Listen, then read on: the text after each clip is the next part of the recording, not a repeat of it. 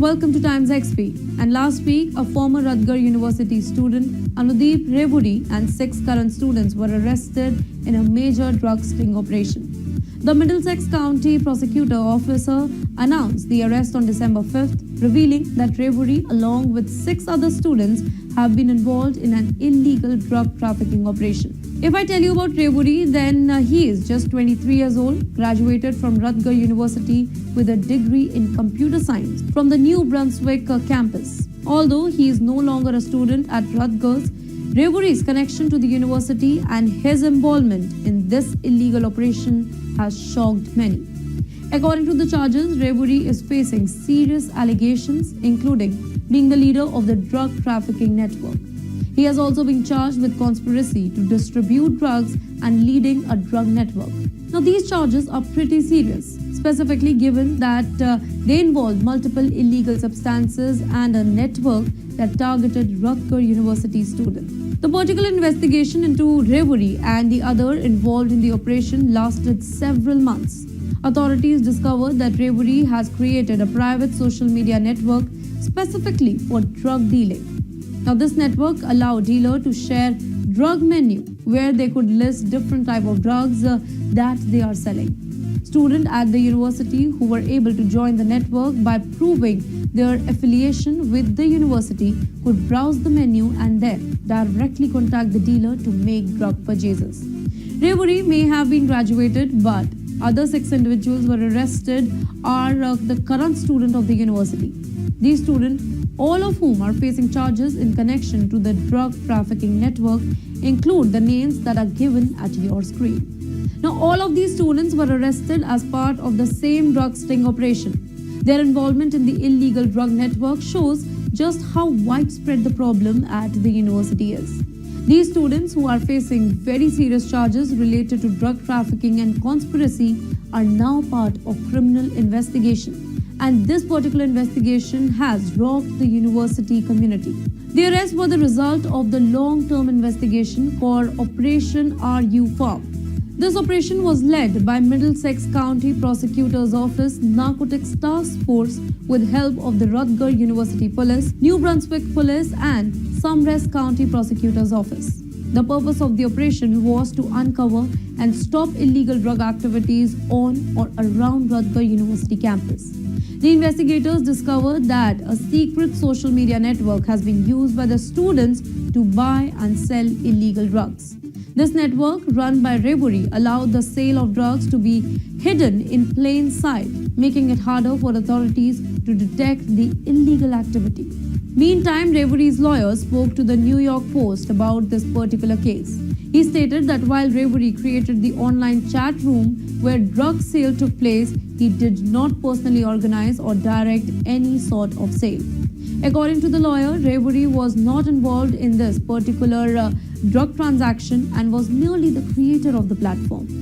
He also emphasized that his client maintains his innocence and intends to prove it in court. The lawyer suggested that the other students arrested with Revuri took advantage of the platform that he created to carry out the illegal sale and that Revuri did not participate in this action. Well, it's important to remember that, as with all the criminal cases, the charges against Revuri and others are just allegations at this point of time. In the legal system, all individuals are presumed innocent until proved guilty in the court of law. The investigation into the drug trafficking network is ongoing, and the individuals arrested will have their day in the court to present their defense. It's possible that further development in this particular case could change the story, and public will be closely following how it unfolds. In the end, this drug sting operation has revealed the darker side of universities, where students were using social media to engage in illegal activities. While the charges against Anudeep Revuri and 6 current students are pretty serious, it's also important to keep in mind that legal process and all accused individuals has the right to defend themselves. The arrest of these students have highlighted the danger of drug abuse on college campuses and the lengths that some will go in order to engage in criminal activities. It serves as a reminder to students everywhere about the consequences of illegal actions, specifically when it involves something as dangerous as drugs. As the legal proceeding continues, it will be important to see how cases develop and whether the accused will be able to prove their innocence. For now, the university and its community are left to deal with fallout from this troubling situation. And in a heartbreaking and mysterious turn of events, 26-year-old Suchir Balaji, a former researcher at OpenAI, was found dead in his San Francisco apartment on November 26th. The San Francisco Medical Examiner's Office ruled his death as suicide, stating that there was no evidence of a foul play. However, his untimely passing has left many questions unanswered, specifically given the serious allegations that he made against the AI industry shortly before his death.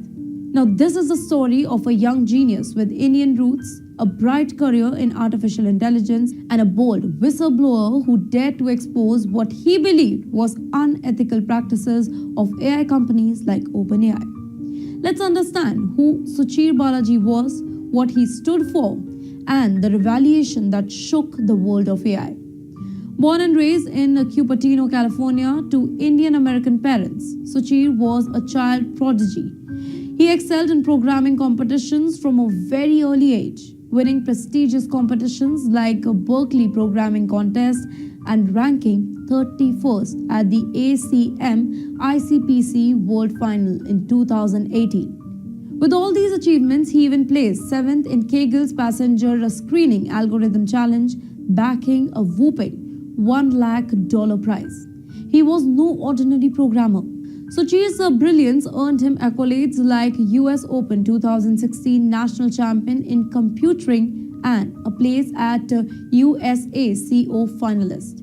Even before graduating, he worked for companies like Scale AI and Quora. Back in 2020, Suchir joined OpenAI following a stream of Berkeley graduates who were captured by the promise of artificial intelligence. But behind his remarkable achievements was a deeply reflective mind, one that questions the very ethics of the technology that he was helping to build. From his teenage years, Suchir was very fascinated by AI. Back in 2023 interview with the New York Times, he revealed, "I thought AI could use to solve unsolvable problems, like curing disease and stopping aging. I imagined we could invest some kind of science that could help the humanity." But over the time, that dream began to shatter. Let me tell you what exactly happened at OpenAI. For nearly 4 years, Suchir worked at OpenAI. One of his main roles involved gathering and organizing the anonymous data sets that trained the models like ChatGPT. Initially, he didn't think much of whether OpenAI was legal right to use the vast amount of data it scrapped from the internet. But when ChatGPT was launched in late 2022, he started to reconsider. He began to see a darker side of AI development, one that relied heavily on copyrighted material without any proper authentication. In his words, this practice was not just illegal, but it was also harmful to internet ecosystem as a whole. By 2024, Suchir felt that he could no longer contribute to what he called a technology that was doing more harm than good. In August 2024, he left OpenAI with no immediate job lined up, saying that he wanted to focus on personal project. Then comes the revelation that shook the AI world. After leaving OpenAI, Suchir spoke openly about his concern. First of all, training on copyrighted material. AI models like ChatGPT depend on scraping data from the internet, much of which is copyrighted.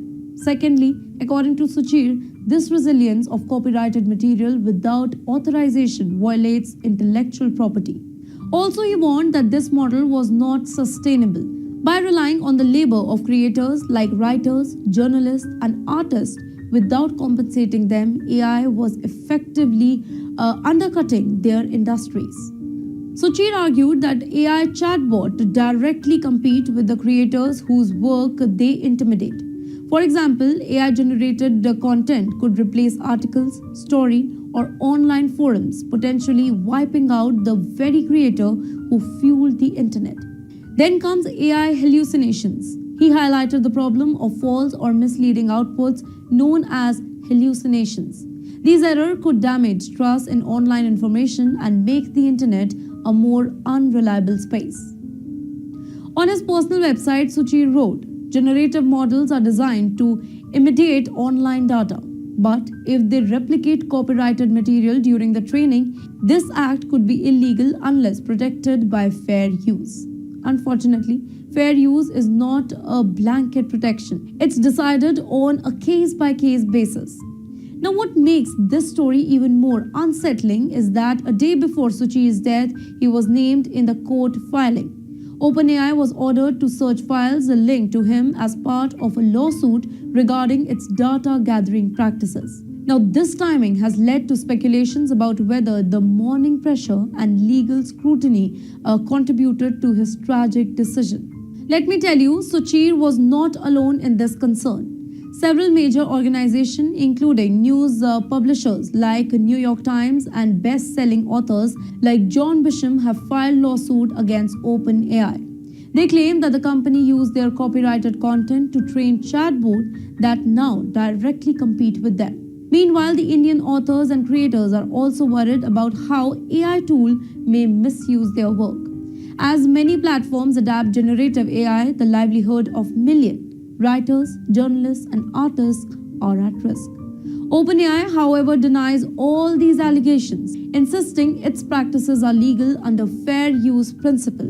The company claims that it uses publicly available data to support innovation and US competitiveness. If we see it from a perspective from an Indian diaspora, then Suchir's story is both inspiring and heartbreaking. There was a brilliant young mind with roots in India trying to challenge one of the world's biggest AI giants. This tragic death has sparked debates about the mental health pressure that are faced by tech workers, specifically those who take a stance against powerful companies. India, with a growing pool of AI talent, must also ask tough questions. How can developers balance innovation with ethics? With that, we can also ask what safeguards are needed to protect the rights of creators and workers in this rapidly changing AI landscape. Suchir's story is a tragic loss for the AI community, his family, and all those who knew him. His courage to speak out against unethical practices should inspire us to create a future where technology serves humanity without exploiting it. As we continue to use and develop an AI tool, let's understand that Suchir's perspective. As we continue to use and develop AI tools, let's remember Suchir Balaji, a young man who wanted to change the world but also dared to question it.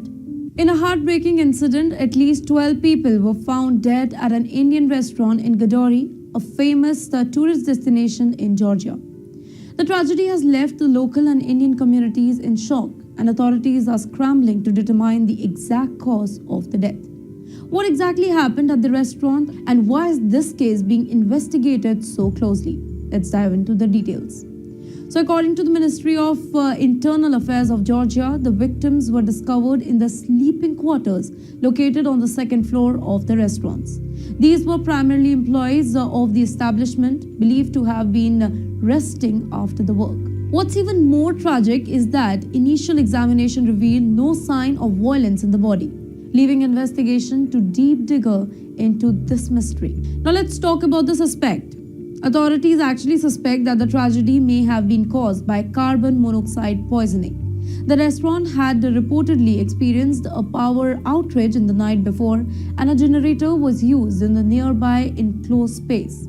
Experts believe that the generator may have leaked toxic fumes into the sleeping area, leading to the devastating loss of the lives. When it comes to carbon monoxide, it is a silent killer, odorless and invisible. Many people don't realize its presence until it's too late. Now, this tragic incident highlights the danger of improper generator use, specifically in confined spaces without adequate ventilation. Among the 12 victims, 11 were foreign nationals, while only one was a Georgian citizen. While their identities have not yet been disclosed, it's clear that this is a major loss of their families and community. Indian workers often move abroad for a better opportunity, and many of them find employment in restaurants, hotel, and other service industries. Now, for these individuals, what started as a dream of earning a better livelihood turned into an unimaginable nightmare. The case is being treated as negligent loss of life under Article 116 of Georgia's Criminal Code. Police and forensic experts are conducting detailed investigation and relevant medical and forensic analysis that has been ordered to confirm the exact cause of the death. Interviews are being conducted with people connected to the restaurants, including the staff and the management. Meanwhile, the Ministry of Internal Affairs have pledged to uncover the truth behind this tragedy. Let's take a look at a bigger picture here: the risks that are faced by migrant workers. The incident sheds light on the risks that are faced by migrant workers, including those from India in a foreign country, working in high-pressure environment, often with limited safety protocol, and can lead to such tragic outcomes. Restaurants and small businesses sometimes overlook critical safety measures like poor ventilation or equipment maintenance to cut the cost. Now, for Indian families, this is a sobering reminder of a potential danger that their loved ones might face while working abroad. While opportunities in countries like Georgia attract workers, incident like this underlines the need for better workplace safety standards and awareness about the risk like carbon monoxide poisoning. For the families of the victim, the tragedy is unimaginable. They send their loved ones abroad with hopes of a better future, only to receive devastating news. For Indian community in Georgia and around the globe, this incident serves as a painful reminder of the challenges and risks that are faced by migrant workers. As we wait for more update on this investigation, one thing is certainly clear. This is the moment to reflect on the importance of workplace safety, awareness, and accountability. How can we ensure that such tragedies never happen again? And what can we do to support the Indian diaspora facing such challenges abroad? Our hearts go out to the victims and their families. Let's hope that this tragedy leads to meaningful changes that protect lives in the future. In a chilling case of gang violence and revenge, two Indian origin men, Jaskaran Singh Sidhu and Prabjot Bhatti, have been sentenced to life in the prison in Canada, and that too for a brutal killing of two other men of Indian descent. The murders took place in Calgary back in 2019 and were a direct result of a gang war stemming from an earlier stabbing incident in 2016. The victims, 25-year-old Jasdeep Singh and 22-year-old Japneet Malhi, were known drug dealers, and their deaths were part of violent dispute involving criminal activities in the city. Both Sidhu and Bhatti are convicted of first-degree murder for their roles in executing the deadly attack. The two men, both 25-year-old, are set to serve life sentences with no eligibility for parole for at least 25 years. However, both have appealed their conviction, claiming errors during their trial, including issues with the jury's instruction and the introduction of certain evidence, which they argue led to an unreasonable verdict. The appeal hearing is yet to be scheduled. Now, the murders were carried out on the orders of Amandeep Sagu, an individual with a very well-known history of drug smuggling and gang violence. Sagu, who is of Indian descent, masterminded the killing as an act of revenge for a stabbing incident that occurred in 2016. Let me tell you, in that earlier attack, Japneet had stabbed Sagu, and Sagu had long harbored plan to retaliate. Despite the fact that Sagu had not cooperated with the police back in 2016 incident and had no press charges, he took matters into his own hand a year later. Now, this particular deadly ambush took place as Singh and Malhi, along with Malhi's girlfriend, were leaving a launch and entering Singh's Mercedes SUV. A sedan approached them and shots were fired from the passenger seat, killing both the men on the spot. Sagu, the mastermind, was reportedly in the vehicle at the very same time of the attack, and he later pleaded guilty to manslaughter in connection with the killing. He was sentenced to nearly 8 years in jail. That's not it. In addition to his role in the murders, Sagu was charged with multiple offences, and that too, all those offences were related to organised crime and drug trafficking. Following an 18-month investigation into violent drug networks spanning Western Canada, he was charged with crimes such as trafficking controlled substances, producing controlled substances, and processing property obtained through criminal activities. Back in December 2021, these charges came to the light as part of a broader crackdown on gangs' illegal operations. Now, a key piece of evidence came from a protected witness referred to as WA, who actually testified that he was being instructed to verify the victim's presence inside the launch before passing on the information to Sidhu and Bhatti. The two men waited for about 90 minutes before carrying out the deadly attack. The witness, speaking referred to as WA, also described an earlier encounter that particular night with the sedan used in the shooting. According to his testimony, Sidhu had pointed a gun at him, warning, "You are lucky you didn't get shot," further implicating him in the violent event that actually unfolded. Now, fast forwarded to the recent time, during the trial, the defense argued that the prosecution has actually failed to prove who was in the sedan during the shooting. He also questioned the reliability of WA's testimony, suggesting that it may not be trustworthy. Now, despite all these arguments, the jury deliberated for an entire day before returning guilty verdict for both Sidhu and Bhatti. Meantime, Justice Karen Horner imposed the mandatory life sentences on both the men. However, as previously mentioned, that they have both filed appeals which have put their convictions on hold for that period of time. The particular appeal is on the basis of their contention that errors in the trial process resulted in a verdict that was not just. Now, this particular case highlights the ongoing issue of gang violence, including Indian origin individuals in Canada, with several men of Indian descent becoming victims of such criminal dispute in recent years. The case also raises a concern about the extent of organized crime within the certain immigrant communities and the length to which some individuals are willing to go for revenge and take over illegal activities like drug dealing. While the justice system has delivered its verdict for now, the appeal process will determine whether the convictions stand or if new development will alter the outcome.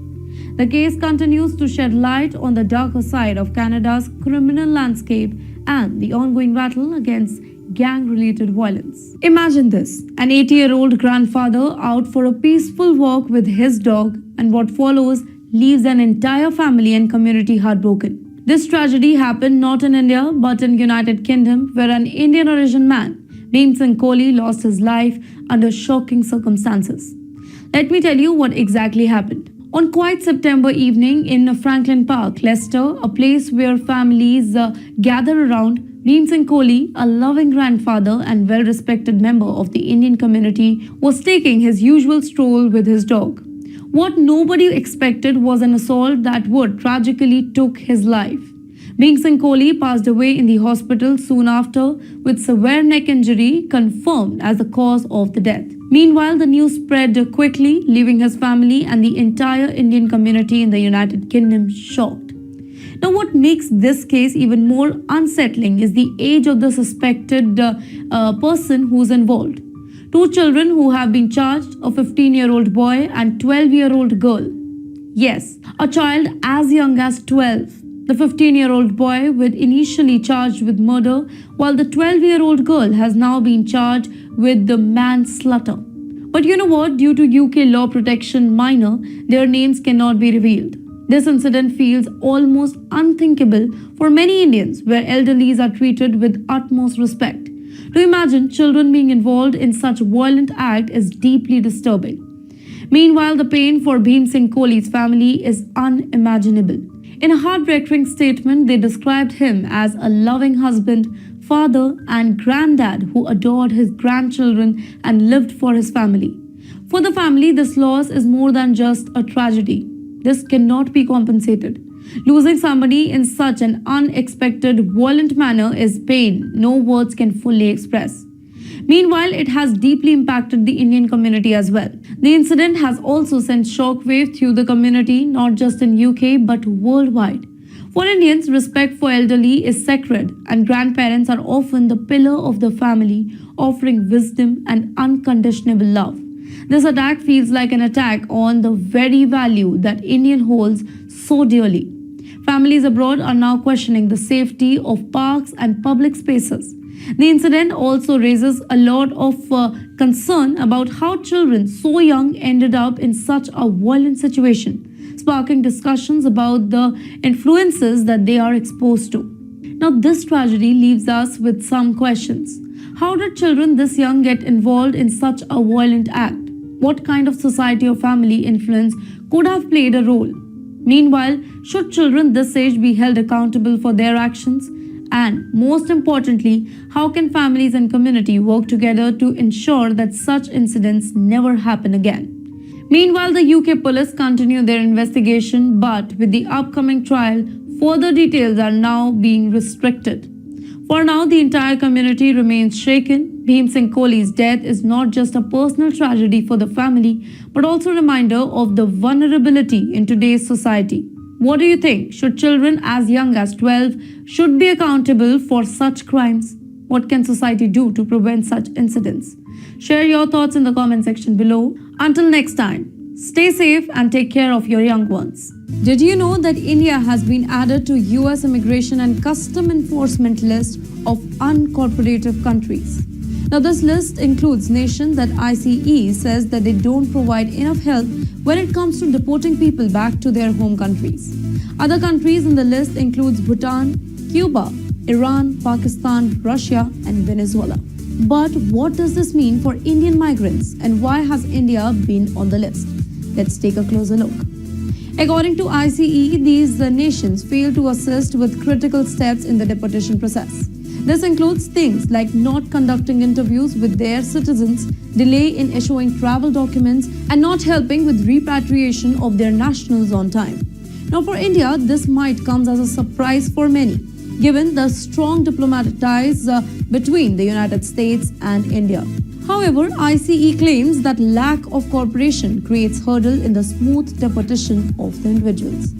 If we go by stats, then currently the United States is planning to deport 1.45 million undocumented immigrants, including around 18,000 Indians. Now, this is a staggering number, and it highlights the growing concern about illegal immigration. In the past few years, nearly 90,000 Indian nationals have been detained while attempting to enter the US illegally. Many of these migrants take dangerous routes through South and Central America, often putting their lives at risk, hoping for a better future in the States. But you know what? Here's the challenge. India's deportation process is actually time-consuming.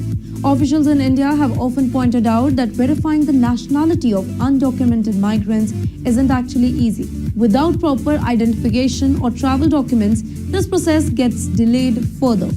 The migrants themselves are often stuck in limbo, unable to move forward with their life. Now, if we see it from an Indian perspective, then this issue isn't just about deportation. It's also about understanding why so many Indians are willing to take these deadly risks. Many undocumented migrants from India come from regions like Punjab, Haryana, and Gujarat, where families sell their land or borrow money to pay human smugglers for illegal passage to the US. Now, the promise of a better life, higher paying jobs, and opportunities drive these immigration waves. However, the reality for many of these migrants is starkly different. They face detention, poor living conditions, and uncertainty about their future. Interestingly, India isn't the only country facing such scrutiny. Among Asian nations, China tops the list with nearly 37,000 plus undocumented immigrants in the US, while India ranks only 30. But the overall number are even more shocking. Countries like Honduras leads with the 261,000 undocumented immigrants in the US. Compared to these figures, India's number might just feel like it's a small one, but the challenges for these individuals and families involved are equally significant. For Indian migrants who are already in the US and trying to regularize their status, the process is long and complicated. Immigration lawyers say that it can take 2 or 3 years to resolve these cases. Now, during this period of time, these individuals live in constant uncertainty, unstable to work legally, and access to basic services. On the other hand, the Indian government has to balance diplomatic relations with the US while addressing the root cause of illegal immigration. The lack of unemployment opportunity, rising debt in rural areas, and the allure of living in the West continues to push people towards these dangerous journeys. Now, for those who are living in India, it's a moment of reflection. How can the government create opportunities that keep people from leaving? And for families considering illegal routes, the message is clear. While the US may seem like a dream destination, the risks are immense. From dangerous crossing to detention and deportation, the reality often doesn't match the promises. As this story unfolds, it's important for Indian migrants to stay informed and for the families to think carefully before making such life-threatening decisions.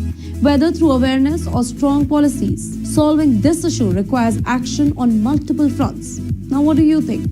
Should India address this issue more proactively, or is this a challenge for the US to handle? Did you hear about Indian origin CEO who got big thumbs up from none other than Elon Musk himself for a US green card? Let's talk about Aravind Srinivas, the brains behind Perplexity AI, an AI-powered search engine. His story isn't just about tech and talent. It's a reflection of the struggles many Indians face in this complicated US immigration system. So, grab your coffee and let's dive into this inspiring tale. First of all, let me tell you who is Aravind Srinivas. Aravind Srinivas isn't just your average techie. Born and raised in India, he is a proud alumni of IIT Madras, one of the India's most prestigious engineering institutes. After IIT, he went on to earn his PhD at the University of California, Berkeley, one of the top universities in the world. Arvind's journey into the world of AI started at a very early age. His talent and passion for artificial intelligence took him to some big names like Google, DeepMind, and OpenAI, where he worked as a research scientist. Pretty impressive, right? But Aravind wasn't content just working for big tech companies. Back in 2022, he co-founded Perplexity AI, an innovative search engine that's already being backed by big players including Jeff Bezos. Then the green card stage begins. Now you think that somebody like Aravind's credential would have a problem getting a green card, a key to live and work in the United States permanently. But no. When after 3 years of waiting, Aravind is still stuck in the system. Recently, he took to social media called X to vent on his frustration. He wrote, "I think I should get a green card." And guess what? Elon Musk himself replied with a simple but powerful yes. The one-word reply just set the internet on fire. Aravind responded with a heartfelt gratitude using a green heart emoji and folded hands to show his thanks. But you know what? This isn't the very first time when Elon Musk has spoken about America's flawed immigration system. In response to Aravind's earlier post about his long wait list, Elon Musk criticized how the US system favors illegal entries over the highly skilled individuals. Musk said, "Why is it easier for the murderers to cross the border unlawfully than the noble people to enter legally?" Strong words, right? But Musk's comments highlights a common frustration among immigrants, specifically the skilled professionals from the countries like India. Let me explain you the process of green card. Why is it so important? Well, the green card is officially called a permanent residency card. It's not just a document, it's a ticket to stability, freedom, and opportunity in the US. With a green card, you can live and work anywhere in the US without any restriction. You can travel in and out of the country without needing extra visa, access social benefits like Medicare and Social Security. For people like Aravind, it's not about convenience. It's about being able to focus on work and innovation without constantly worrying about visa renewals or even legal status. Aravind's company, Perplexity AI, is a cutting-edge search engine that uses artificial intelligence to give users better and faster answers. Imagine Google, but smarter and more tailored to your needs. And it's not just a startup, it's backed by tech giants like Jeff Bezos. Now, this venture is already making waves in the AI world, proving that Indian talent is shaping the future of technology globally. If we see it from Indian perspective, then Aravind's story resonates deeply with the Indians, specifically the tech community. Many talented Indian professionals face the same uphill battle in the US immigration process. Despite contributing massively to the US economy and innovation, they often wait years, sometimes decades, for a green card.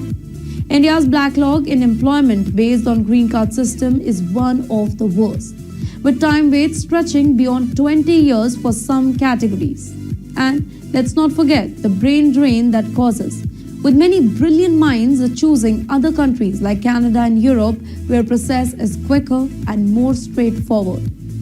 Meanwhile, the internet has a lot to say about Arvind's green card struggle. One user commented, "The fact that you don't have one yet shows how broken the immigration system is. I hope 2025 is your year." Another one said, "At least make the process faster for highly skilled individuals. It's ridiculous that talented people like Aravind are stuck in the limo." But you know what? Not everybody agrees. One person wrote, "Why would you even want a green card? Taxes are high and the US dollar is lowering the value."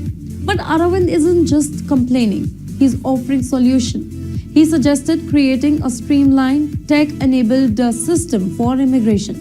Imagine uploading documents on an app, paying through Apple Pay, and getting result within a month. Sounds like a dream, right? He even proposed increasing the application fee in exchange for faster, high-quality services. According to him, immigrating to America should feel like you are investing in country's future. In conclusion, Aravind Srinivas is more than just a tech genius. He's a symbol of resilience, innovation, and the struggle many Indians are facing in the US. His story has sparked a much-needed conversation about fixing America's immigration system, and with supporters like Elon Musk, there's a hope that things might change. For now, we can only wait and watch. But one thing is for sure, whether it's US or elsewhere, Arvind's contribution to tech world are bound to make lasting impact. So, what do you think? Should the US make it easier for talented immigrants like Aravind to get a green card? Let's dive into a fascinating story about why Indian Americans are often seen as incredibly smart and successful. Well, this comes straight from Meenakshi Ahmed, whose book Indian Genius: The Meteoric Rise of Indians in America explored the rise of Indians in the United States. But before we start, let's clear one thing. This isn't just about money or any fancy job title. Emma defines a genius as something much deeper. So, let's explore what she has to say about this success story, adding our own insight along the way. Imagine growing up in a country with 1.5 billion people. Everything, yes, everything is a competition. From getting a gas connection to securing a train ticket to an insane hustle to getting into an IIT or cracking the UPSC exam, you're always in a race. Ahmed says that this competitive environment is like a training ground. It shapes people to think critically, act quickly, and push harder. So, when Indians move to the United States, they carry this mindset. They are already wired to give their best and thrive under the pressure. And here's the kicker. Indians don't just survive in this competitive culture, they excel. It's like playing a tough game on the hardest level and then switching to an easier mode. Now, this grit helps Indian Americans rise quickly in the US. Now, let's talk about the education. Indians play massive importance on academics. For most Indian families, education isn't just important, it's the golden ticket to a better life. Now, this explains why so many Indian Americans hold an advanced degree and work in specialized fields like medicine, IT, and engineering. Think about it. When Satya Nadella took over Microsoft or when Sundar Pichai became the CEO of Google, they didn't just have the skills. They had a solid educational foundation and the mindset to innovate and lead. But this isn't just about the famous names. Ahmed's book doesn't just focus on the usual big names like Sundar Pichai or Satya Nadella that we talked about. She takes a closer look at the people who have made transformational impact. For example, she talks about Atul Gawande, a surgeon, a writer whose book, The Checklist Manifesto, changed how hospitals operate. Before Gawande's idea, surgical infections were a huge problem. But thanks to his checklist system, infection rate dropped by a staggering 60%. And that's the kind of genius Ahmed admires. People who transform industries and make a real difference. But here's an interesting twist. Ahmed just didn't focus on Indra Nooyi, the former PepsiCo CEO, as much as her sister Chandrika Krishnamurthy Tandon. Why? Well, Chandrika didn't just stick to corporate world. She started at Citibank, moved to McKinsey, built her own successful company, and then pivoted entirely to music. And then, guess what? She has been nominated to the Grammy Award not once but twice. Ahmed calls this true genius, the ability to take risk and excel in completely different field. She also believes that it's because Indians are used to juggling multiple things at once. Think about it. Growing up in India means navigating complex family dynamics, tough education system, and unpredicted social scenarios. Now, this builds adaptability. When Indian Americans enter new fields or industries, they are not afraid to try new things or take calculated risks. So the question is there a secret sauce? Well, Emma, break it down. First is competition from a very young age. Growing up in India trains people to handle pressure and think on their feet. Second is strong educational background. Higher education is almost a norm, giving Indians a head start in specialized field. Then, from starting new businesses to switching careers, Indians are not afraid to innovate. And lastly, even in the US, Indian Americans stay connected to their heritage. Their cultural background gives them a unique identity and a lot of confidence. So, what do we learn? Well, Indian Americans have reached incredible heights in very short time. But their success isn't just luck.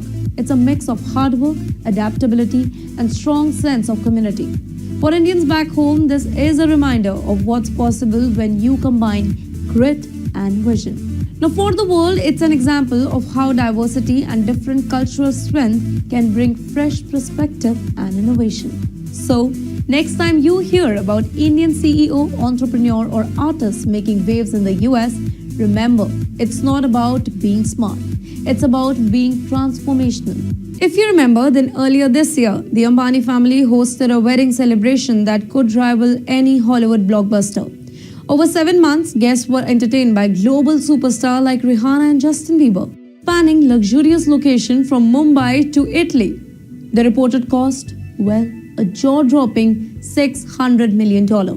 It was a true showcase of India's growing wealth and economic power.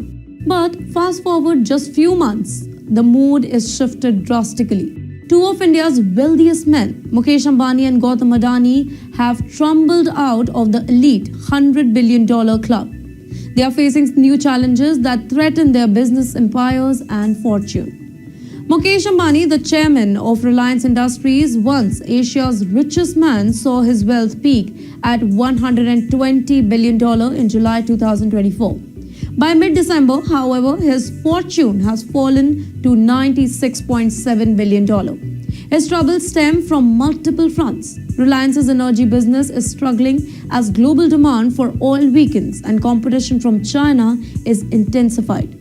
In the retail space, customer spending has lowered and digital competitors are capturing more market share, specifically in urban India. To add to the pressure, Elon Musk's Starlink is gearing up to enter India's satellite broadcasting market, potentially challenging Jio platforms, Ambani's flagship telecom venture. Despite these hurdles, Reliance is taking bold steps towards the future.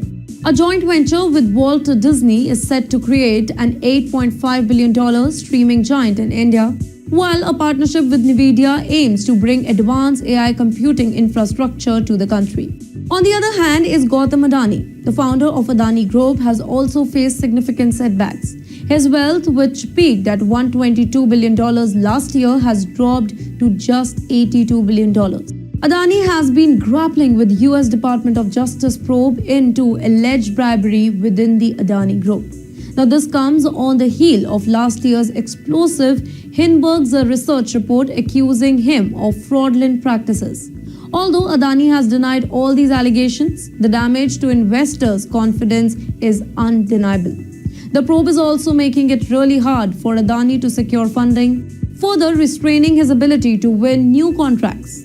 However, Adani has vowed to maintain world-class regulatory compliance and insists that such challenges only make his company even more stronger.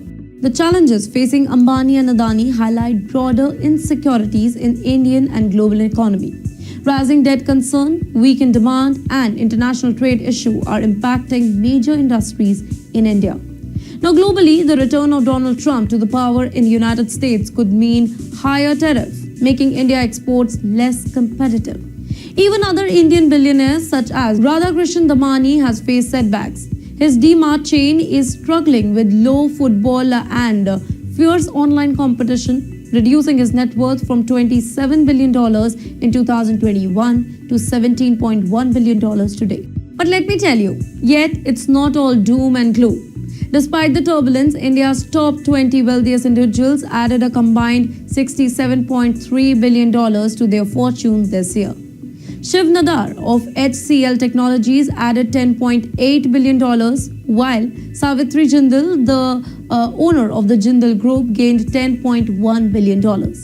Here, experts predict that the period of uncertainty will push Indians billionaires to focus on efficiency, innovation, and long-term growth strategy.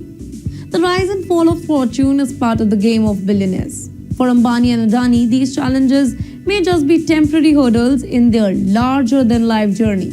However, the coming years will be undoubtedly but critical in shaping their legacy. Will they bounce back stronger, or are they at a turning point? Only time will tell. In a major development, several US companies have been accused of paying bribes to Indian officials, and that too in exchange for winning lucrative contracts. And just to avoid facing serious charges, these companies ended up paying massive fines. That too 3 times the amount that they allegedly paid in the bribe. The companies involved are given at your screens, and these cases shed light on the ongoing issue of corruption in international business dealing. Now, these companies were accused of bribing officials in Indian public sector organization and department, including Indian Railways, Hindustan Aeronautics Limited, and Indian Oil Corporation. According to reports, the officials who received these bribes were mainly from the railways, one of the largest sector in India, which is responsible for transportation across the country. So let's break down these cases further. The first company is Moog Inc., a leader in aerospace, defense, and industrial machinery sector, was accused of paying over $5 lakh in bribe to win contract with HLA and Indian Railways. And this was just to win the contracts with HAL and Indian Railways. The company operates globally and has a significant presence in India. Through its Indian subsidiaries, Moog Motion Control Private Limited, the company allegedly paid bribes to the officials at HAL, South Central Railway, and the Research Design and Standard Organization of Railway. The bribes helped the company secure contracts more than $1.4 million from HAL and $35,000 from South Central Railways. In the end, the company agreed to pay a fine of $1.68 million just to settle the case, which was more than 3 times of the amount that it allegedly paid in the bribe. The second company involves Oracle, a global IT giant. Oracle was accused of paying $6.8 million in bribes to officials at Indian Railways and organizations in countries like the UAE and Turkey. Now, this payment was made to influence contract award and assure the deals. To settle the case with the US Securities and Exchange Commission, Oracle agreed to pay a staggering fine of $23 million, which is almost 4 times the amount of the bribe that it allegedly paid. And finally, Albemarle Corporation, a major US chemical supplier, was accused of paying around $63.5 million in bribe to the officials at Indian Oil and other companies in Indonesia and Vietnam. These bribes were paid to win contracts from Indian Oil, which is one of India's largest oil and gas company. The company made profit of about $11.14 million from business generated by the bribes. The bribe payment to Indian officials alone amounted to $1.14 million. And to settle the case, Albemarle paid a fine of approximately $198 million, which is significantly higher than the profit that it made from these illegal transactions. Now, these fines show that the US government is actually serious about addressing corruption. But it also raises questions about the transparency of business practices both in the US and India.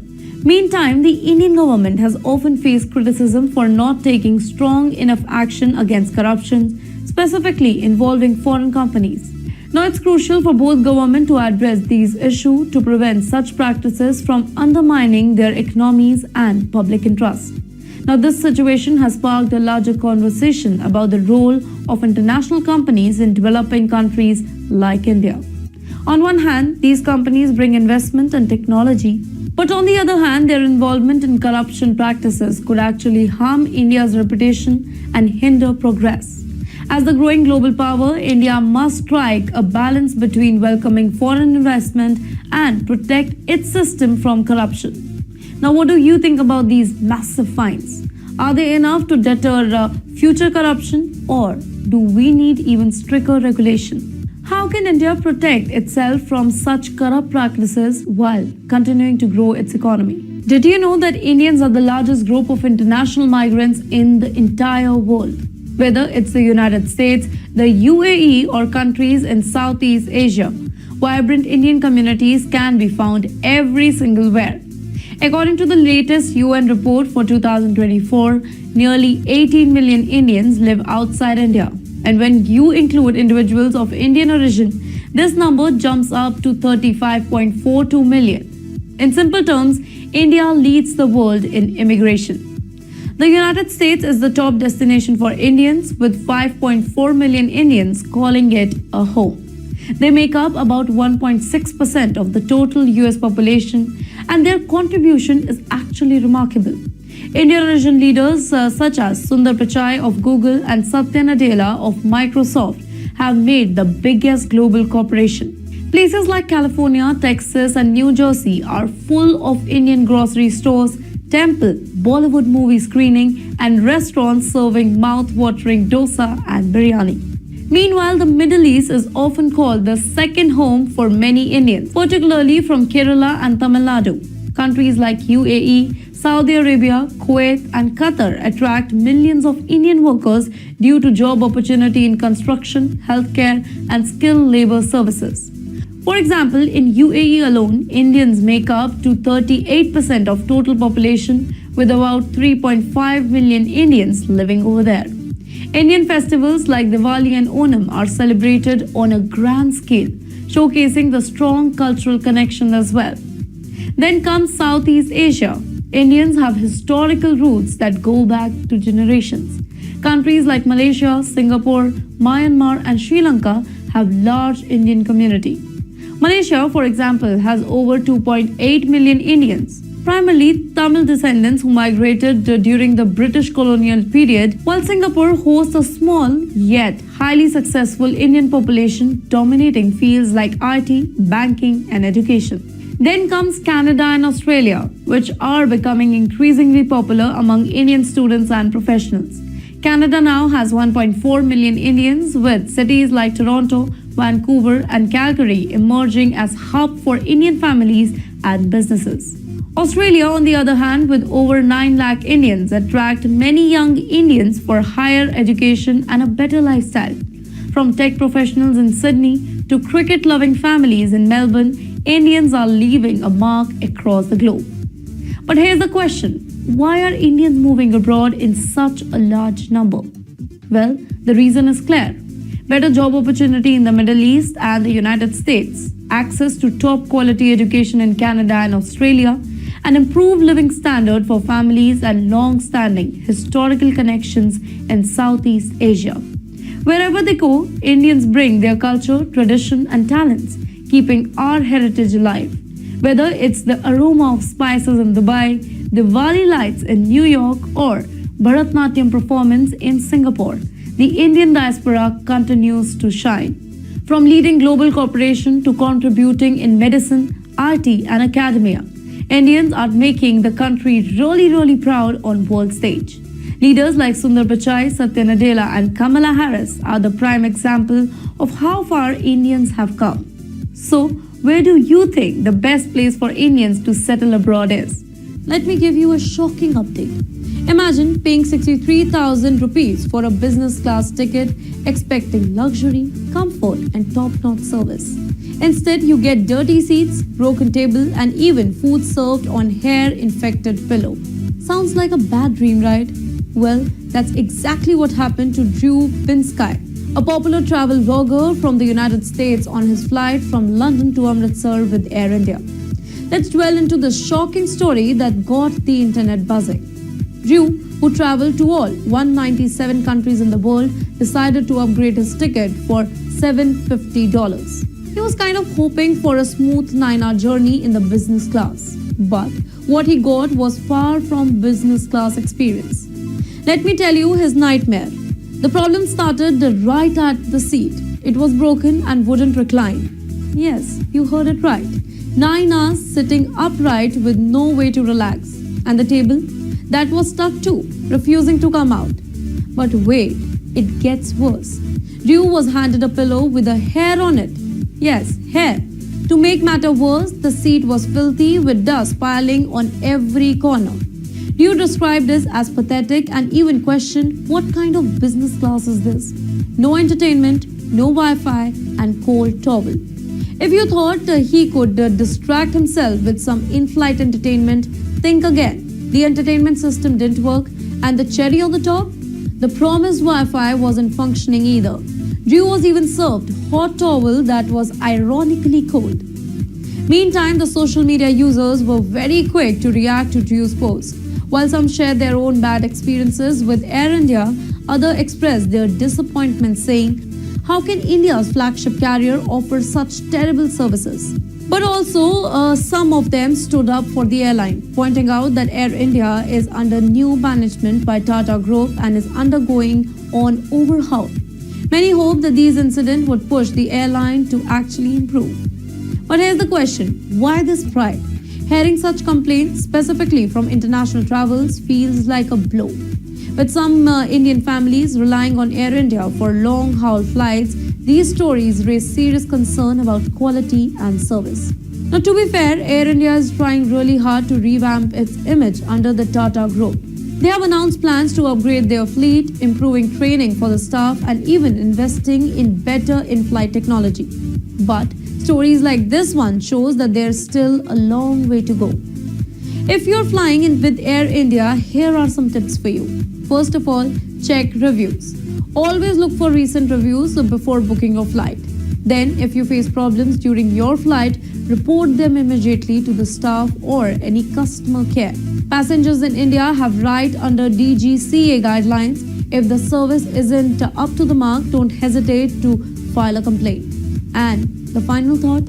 Well, Dublin Sky's story might feel like one-sided incident, but it reflects a larger issue. Indian travelers deserve better, specifically from a carrier that represents our country on the global stage. Let's hope right now that Air India takes the feedback seriously and gives us the airline that we can truly be proud of. Are you dreaming to visit Russia? Well, here's a great news for you. Starting March 2025, Indian tourists might be able to visit Russia without a visa. Yes, you heard it right. Visa-free travel to one of the most fascinating countries in the world. Now, this exciting update comes after India and Russia held discussion in June to ease visa rules for the travelers. Now, if this happens, Indian passport holders will join as citizens from 62 other countries who can already enjoy visa-free entry in Russia. But here's a question. How do Indians currently travel to Russia? Let me help you with that. Right now, Indian visitors need to apply for a visa depending on their travel purpose. Whether it's tourism, business, work or study, or even private visits as well. But this process takes time, effort and costs a lot of money. With visa-free travel, you'll only need your passport and a plane ticket. Sounds convenient, right? But you know what? This is a big deal for Indians. Russia has always been a destination filled with history, art and culture. Imagine walking through Moscow's Red Square or marveling at the beauty of St. Petersburg without worrying about long visa applications. Indians are already showing interest in exploring Russia. Moscow alone welcomes 28,500 Indian visitors in its first half of 2024, and that is 50% increase from last year. And get this, in 2023, over 60,000 Indian travelers to Moscow, making India one of the top countries spending on tourism from outside the Commonwealth of Independent States region. According to Moscow's tourism official, India ranked third in business travels to the city in nearly 2024. Now, it's clear that we love Russia and Russia loves us back. Right now, Indian travelers can apply for a unified e-visa introduced on August 1st, 2023. This e-visa is super helpful. It takes just 4 days to process and allows a single entry for business, personal, or tourism purposes. But you know what? Applying to e-visa is already very easy. Head to the consular division of the Russian embassy's website, fill out the form and pre-register online. Book an appointment to submit your documents and wait. Don't forget, your documents must match the details that you have entered online to avoid the rejection. While this process has simplified things, the prospect of visa-free travel is total game changer.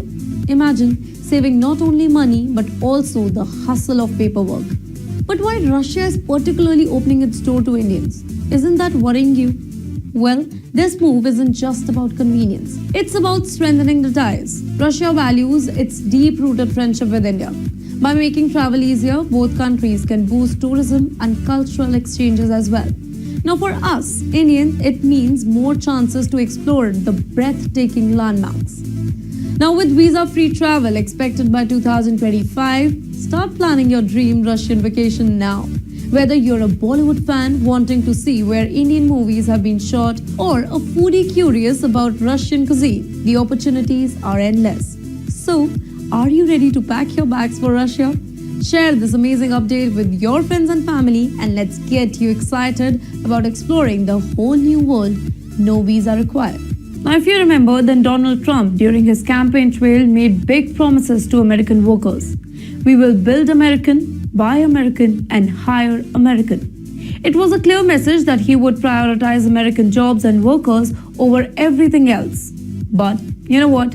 Here's where the story takes an interesting turn. Trump's own businesses like his famous Mar-a-Lago club, his golf courses and even his Virginia winery have been steadily increasing their dependence on foreign workers and that too those who are brought on through visa programs. In fact, in 2024 alone, Trump's company received approval to hire 209 foreign guest workers. And that is almost double the number his businesses hired about a decade ago. Now, these workers fill roles like housekeepers, cooks, bartenders, and servers, jobs that are seasonal in nature. You know what Trump's argument here is? Seasonal work make it really hard to find Americans who are interested, and almost all of them prefer full-time and stable jobs. But you know what? The number tell different story. The position Trump's businesses hire for offer wages of about $16 per hour with overtime and bonuses. While this may sound reasonable, it's not much in places like Palm Beach, Florida, where the cost of living is sky high. Some former employees at Trump's club have said that if the business raise wages or offer better perks like free housing or transportation, it would attract more Americans. Instead, the companies rely heavily on H-2B visa program, which allows US businesses to hire foreign workers for temporary roles when they can prove that there aren't enough Americans available. And with availability, they mean that they are not able to or willing to do such kind of jobs. Now, these workers often come from countries like Mexico, Jamaica, and yes, even from India. Now, here's where it gets even more interesting for Indians. Now, many Indians dream of working in the United States, and visas like H-2B are one way to enter legally, even for low-wages jobs. While Indians are known for dominating the H-1B visa program, which is for highly skilled professionals, the H-2B visa highlights a different side of the workforce. Indians, like other workers from other countries, are increasingly being hired for roles that Americans often don't want to, particularly in the industries like hospitality and agriculture. It's a trend we have seen globally, where it's Indians going to the Middle East for construction jobs, Canada for labor roles, or the United States for seasonal work. However, these jobs come with their own challenges: low wages, temporary contract, and difficult working conditions that may not match the expectations of many workers. Now, the political side of this issue also brings up a lot of complication. Trump supporters often initiate the Project 2025, and they have called for a rollback of visa programs like H-2B. The idea is that hiring foreign workers undercuts the bargaining power of American workers and make businesses less creative in attracting the locals. Yet, Trump's own businesses continue to rely on these visa programs. It raises an important question. Is it hypocrisy or is it just business reality? Even during Trump's first term as a president, while he focused heavily on reducing undocumented immigrants, his administration also increased the number of H-2B visa for seasonal work, showing how deeply businesses rely on foreign labor. If we see it from Indian perspective, now this topic has raises many thoughts.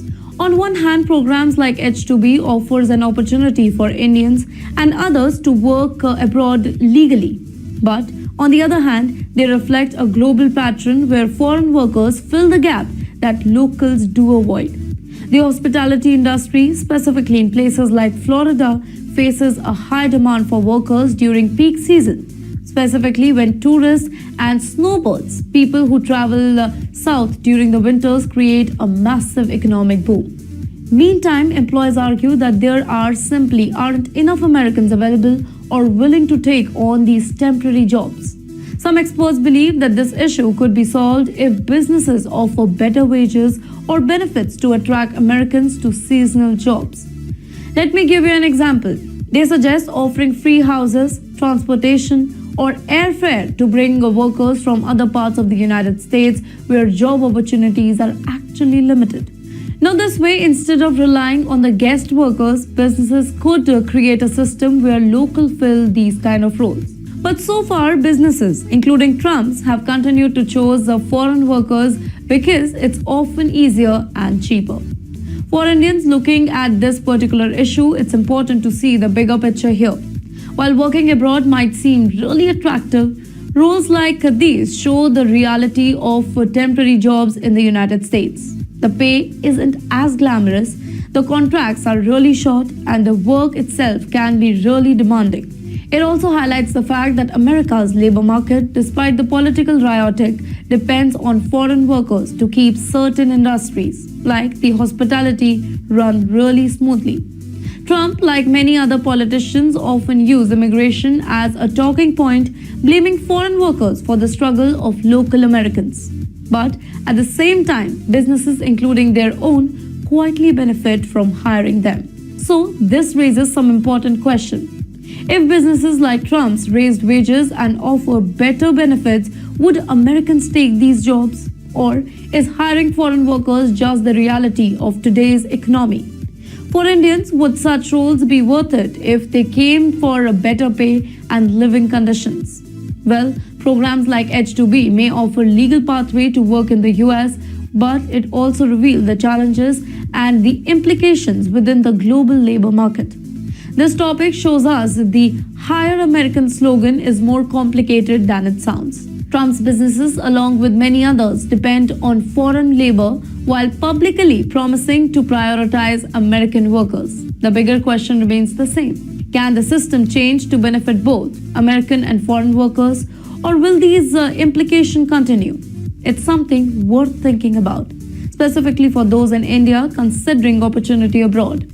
Let us know, what do you think about this issue? Should businesses rely less on foreign workers, or is this just a part of how the world works? For more such interesting videos, do follow TimesXP.